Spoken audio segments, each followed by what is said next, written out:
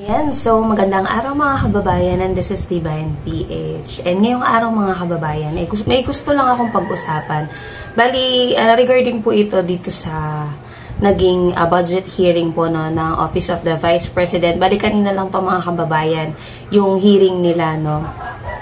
Bali, gusto ko lang pag-usapan yung mga naging sagot ng ating Vice President. Siyempre, alam nyo naman yung mga supporter niyan, proud na proud, 'di ba? The way na magsalita ang VP nila, 'di ba? Vice President nila, proud na proud siya. Pero eto, may gusto lang akong pag-usapan regarding ito dun sa naging tanong ni Senator Risa Hontiveros doon sa libro na parang siya ata yung author ng libro na yon eh. Bali, ang pinakatanong lang kasi doon is ano ba yung content nung libro na yon. So, yan mga kababayan, ipapapanood ko po sa inyo. At I'm sure dun sa mga nakapanood na grabe pag-usapan natin mga kababayan. Kasi ako, grabe din yung reaction ko nung napanood ko nga ito. No? Nakakatawa mga kababayan, promise. So, yan, ipapanood ko po sa inyo ha. Opportunity for OVP na mag-request for allocation as for other offices in the executive. Yung huling tanong ko sa ngayon, Madam Chair, for 2025, one of the OVP's programs, Pagbabago Campaign, 1 million learners entries, involves the provision of bags to 1 million learners in remote communities while initiating tree plantation of 100 million pesos. Part of this campaign is an allocation of 10 million pesos for the distribution of Isang Kaibigan books, a children's book authored by the VP. Pwede po bang sabihin ni VP sa atin more tungkol sa librong ito? Here, let me make a rebuttal and another example of politicizing the budget of the government. Ito pong sinabi ni Senator Risa Hontiveros na at the proper time she'll make a motion to launch the budget, the requested budget of the OVP to the other agencies. Let me just quote Senator Risa during the Akbayan Congress. So mga kababayan, narinig nyo naman yung tinanong no, ni Senator Risa Hontiveros. Napakasimple lang. Tinatanong lang niya kung ano yung content nitong libro na mismo si Vice President Sara Duterte mismo ang author. Biruin mo, ikaw bilang author, dapat, 'di ba, alam mo yung nilalaman ng librong ito, lalo na magkano yung budget na nakalaan diyan? 10 million.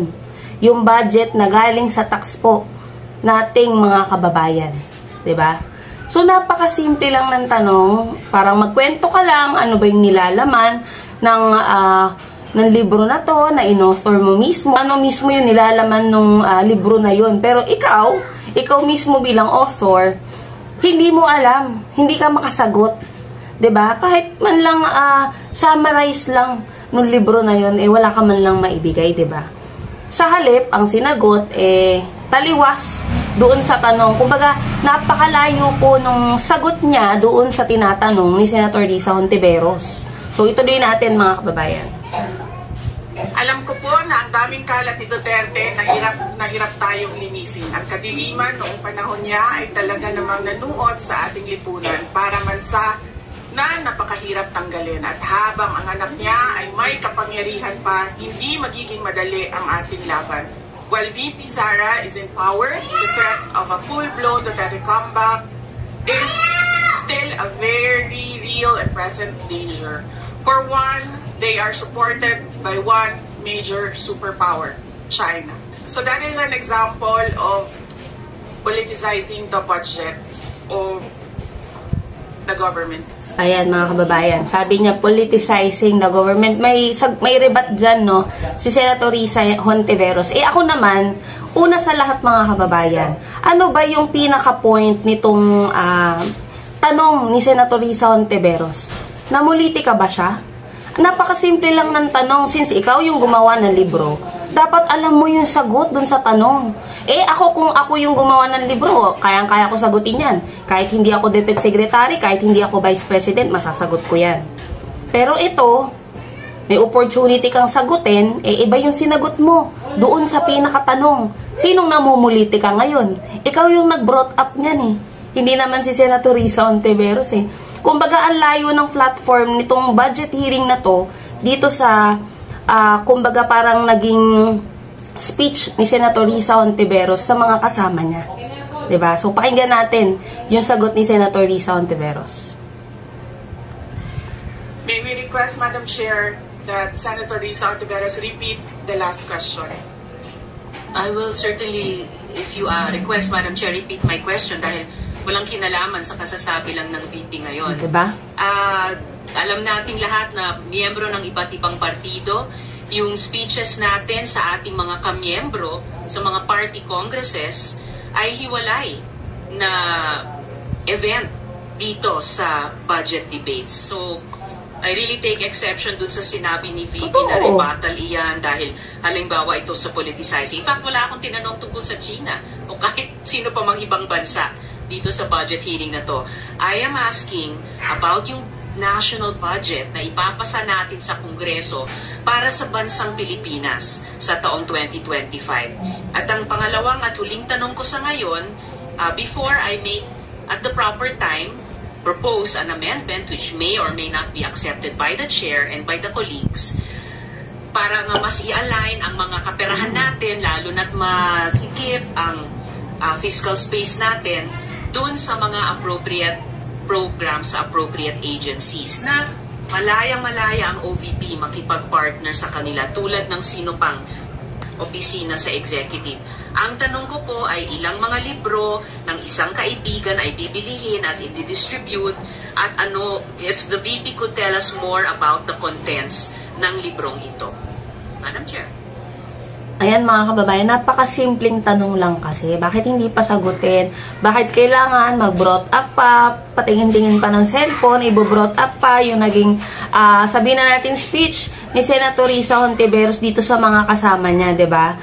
Kung tutuusin mga kababayan, napakasimple lang ng tanong, sasagutin mo lang straight to the point since syempre abogado ka, dapat alam mo yan na kung ano yung tanong, yun lang yung sasagutin mo. Hindi yung kung ano-ano pang kwentong kutsero ang binabanggit mo na hindi naman involved dito sa may hearing, 'di ba? Ang layo-layo mga kababayan.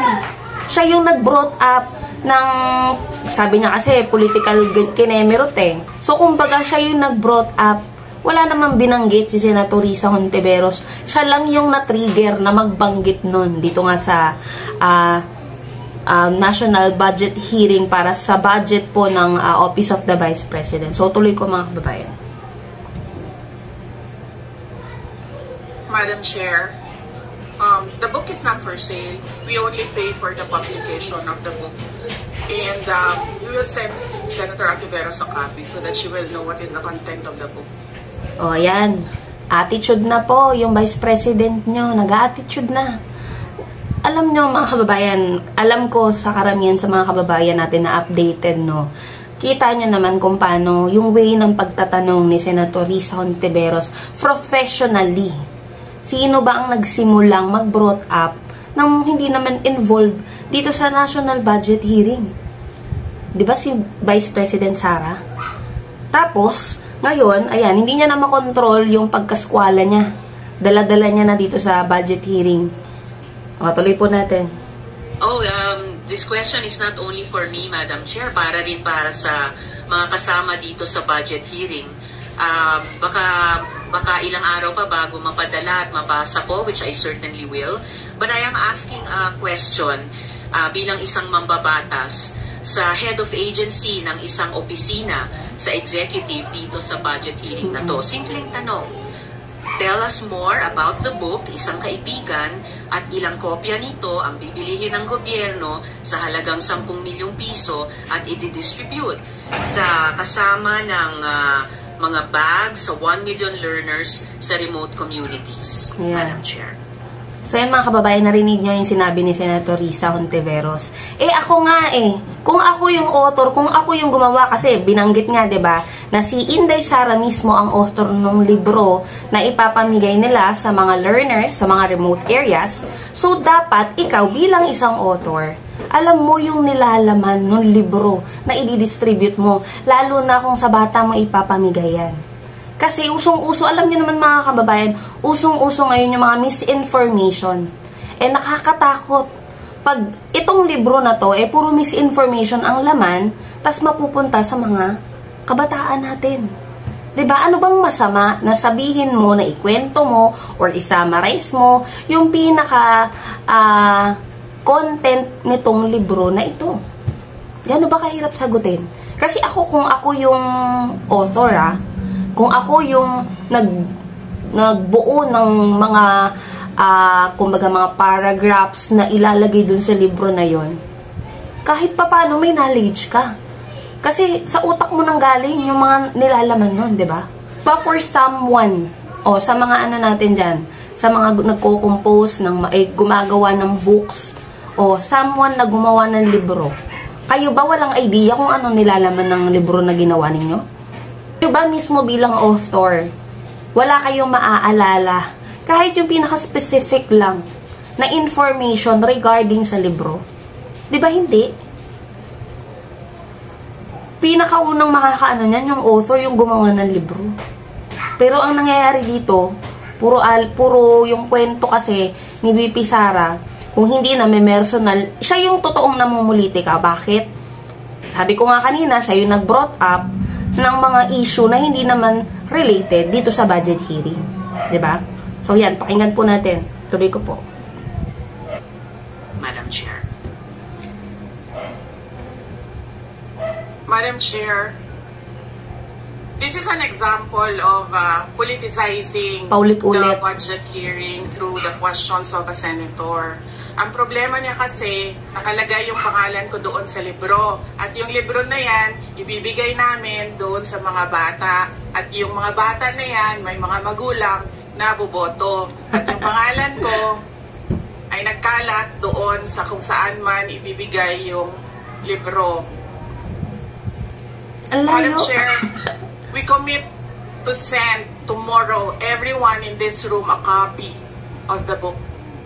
Alam mo yun, Madam Chair, hindi ko maintindihan. Teka lang post muna natin si Senator Risa Ontiveros. Alam mo yung Vice President ka, dating DepEd Secretary ka, lawyer ka pa.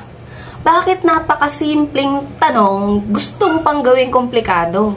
And worst thing is, nagbo-brought up ka pa ng mga issue na hindi naman related dito sa topic. 'Di ba? Ikaw yung namumuliti ka. Ganyan ba ang BP na gusto nyo? Ganyan ba yung BP na ina-idolize nyo? Nakakatawa. Kasi kahit mga bata na, kunyari, gumawa sila ng isang kwento, short story, pagawin sila ng teacher nila. Kahit sila kaya nilang masagot yun Yung napakasimpleng tanong na yun. Ginagawa niya komplikado yung isang bagay na kaya naman sagutin direct to the point. Pwede mo namang sabihin, kahit na sabihin ikaw yung author, pwede mong sabihin hindi mo maalala kung ano yung content ng libro na yon. Hindi yung pinapaligoy-ligoy mo pa, tapos nami-personal ka pa. 'Di ba? Yan yung ugali ng ating resource person. It is a simple kahit question. Ako hindi ko maintindihan. Paano naging vice president to? This is politicizing. Ang VP ang nagbanggit ng salitang boboto. Wala akong sinabing boboto. I'm simply asking, hindi ko ma-imagine, we're making so much trouble, so much fuss about a 10 million peso item. Na itinatanong ko lang simpleng, what is the book about? At ilang kopya ang bibilingin ng gobyerno sa halagang 10 milyong piso at i-distribute. I don't appreciate this kind of attitude, Madam Chair. Kami din. Usually, ang resource persons natin ay nagbibigay ng parehong institutional courtesy sa legislature na ibinibigay natin sa executive. I don't appreciate this kind of attitude. Do you have Madam Chair? Yes, Madam Chair. Hindi ko rin maintindihan ang ugali ni Senator Risa Ontiveros, and I do not appreciate, ano yung sinabi niya? I do not appreciate this kind of behavior and attitude. Madam Chair, noong 2016, ayan mga kababayan, nagkwento na hindi part. Senator, nakailang talo na siya. Sa hearing na to. So, dalawa, Madam Chair. Okay, dalawa. Natatakot siya sa pangatlong talo niya, kaya pumunta siya sa Davao. Humingi siya ng tulong. Tinulungan siya ng isang kagawad ng Davao na ngayon hindi na siya sinusuportahan. Humingi siya ng tulong sa akin, thinking na hindi mananalo si President Rodrigo Duterte. Kinausap niya ako ng kinausap doon sa law office ko sa Davao City. Sabi ko sa kanya, o sige, tutulungan kita. Chinika niya ako ng chinika. Tapos umalis siya. Siyempre, hindi naman siya tumutulong kay Pangulong Duterte. Hindi din totoo yung sinabi ko na tutulungan kita. Tinext niya ako. Pwede ba akong mag-follow up sa hinihingi kong tulong sa boto dyan sa Davao City? So sabi ko sa kanya, okay, sige. So, tinawagan ko at sinabihan ko at pinakiusapan ko ng pinakiusapan si former Congressman Milen Garcia. Sabi ko sa kanya, Kong, tulungan mo ito. Bigyan mo na lang ng ilang barangay mo at ilang mga leaders mo. Ayaw pa siya tulungan. Ni former Congressman Milen Garcia. Pinakiusapan ko ulit, Kong, please tulungan mo na lang. Nanalo na siya, at nung nanalo siya, anong ginawa niya? Siya ang pinakaunang umatake kay President Rodrigo Duterte. Anong tawag sa ugaling ganito? O, diba mga kababayan? Ganyan ba yung Vice President na hinahangaan nyo? Diba? Napaka-unprofessional. Yung unang rebuttal niya kuno, na hindi related dito sa may tanong ni Senator Risa Hontiveros, ano rin ulit, out of context kasi nga, iba yung sagot sa tanong. Pangalawa, ganun din.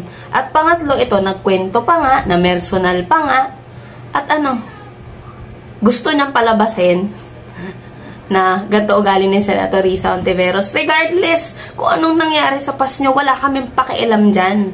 Ang main point, ang main reason ng hearing is para malaman namin kung saan mo ilalaan itong mga budget, yung mga proposed budget, kung saan mapupunta yung tax, yung pera ng taong bayan. Hindi namin kailangan yung kwento-kwento mo, wala namang kwenta. Yung issue nyo, inyo lang yun, wala kaming pakialam dun. Diba? Yan, napaka-unprofessional. But with due respect to our resource persons and also our colleagues, I think this doesn't really, I understand there's history among all of us here. Ito mga kababayan, regardless kung naiintindihan mo yung history ng issue nila, 'di ba? Bilang siya, syempre si Sen Grace po yung parang pinaka-chairperson nitong committee hearing na ito. Sana man lang, kasi sa tingin ko gumigit na rin siya, pero obvious naman mga kababayan, na sa part na to, ang may mali is si Inday Sara. Dinala niya yung pagiging skwala niya, yung pagiging unprofessional niya sa pagsagot niya kay Senator Risa Hontiveros na napakasimpleng tanong, napakahirap niyang sagutin. 'Di ba? Ang dami pang alibay kung saan-saan pa nagpunta. Nagpunta pa ng ibang probinsya ata yung sagot niya. But I think that we should really stick to the budget, and I think this is just being very objective. I would like to ask also, since we're going to be furnished a copy tomorrow, we can look at it and evaluate what the content of the book is. But maybe just a general, we won't ask line by line, ano ba yung libro na yan. But tell me, is it for... Yun nga hindi siya line by line. Napakasimple lang. Kahit summary lang, yung nung libro, hindi pa magawa, hindi pa makapag-provide. Bakit nakalimutan mo na ba agad bilang author kung ano yung nasa libro na yun? Good manners and right conduct, that's fine. Is it science? Is it history? So maybe just a general one, so we can just answer it. Because I understand that every office will have its own advocacy and initiative. So, but then, I don't think it's also wrong for us to be curious what it is about. So just a general one. Any of the undersecretaries can tell me what the topic of the book is. Is it history? What is it? Madam Chair, the explanation is in the title, Isang Kaibigan. It's about friendship. Okay. Then that's for the record. It's about friendship. Madam Chair, just the last point. Okay. So, kung sana ganun yung naging sagot sa simula pa, di ba? Napakasimple. Simpleng tanong, Dapat simpleng sagot. Nagkwento pa ng kwento na sinabi dati na walang kinalaman sa tanong ko. Just for the record, as a last point, Madam Chair, this is public funds and we're making inquiries about them. Budget hearing po ito. Hindi po lahat about you. Pera po ito ng taong bayan. For the record, Madam Chair. Thank you, Madam Chair. But I Yes. understand the emotion is high. But let's continue Marinig on. yung mga If you have kababayan, any more questions, Senator Risa, we will Those are just my 2 questions, Madam Chair. Maraming salamat po. Thank you. So yan mga kababayan, narinig nyo naman. Napakasimpleng tanong, pero pinersonal ni Vice President Sara Duterte na personal nag-brought up ng mga issues na hindi naman related dun sa hearing, hindi din related dun sa tanong ni Senator Risa Hontiveros. Biruin mo, pangalawa ka sa pinakamataas ang posisyon dito ng Pilipinas. Tapos ganyang ugali, ganyang behavior, ganyang attitude yung ipapakita mo sa national TV. Ganyan ba ang tamang pagsagot? Napakasimple, kita nyo naman kung gaano ka-smooth yung tanong ni Senator Risa Hontiveros. Walang halong personalan, pero pinersonal ni Vice President Sara Duterte. O yan yung gusto nilang, yan yung gusto nilang ipalit kay PBBM Ganyan po. So yan mga kababayan marami pa akong gustong pag-usapan pero masyado nang mahaba yung video natin So pag-uusapan natin yan sa mga susunod na araw po. Yung mga nangyari dito nga sa hearing po para po sa budget ng Office of the Vice President. So yun lamang mga kababayan, maraming salamat po sa inyo lahat.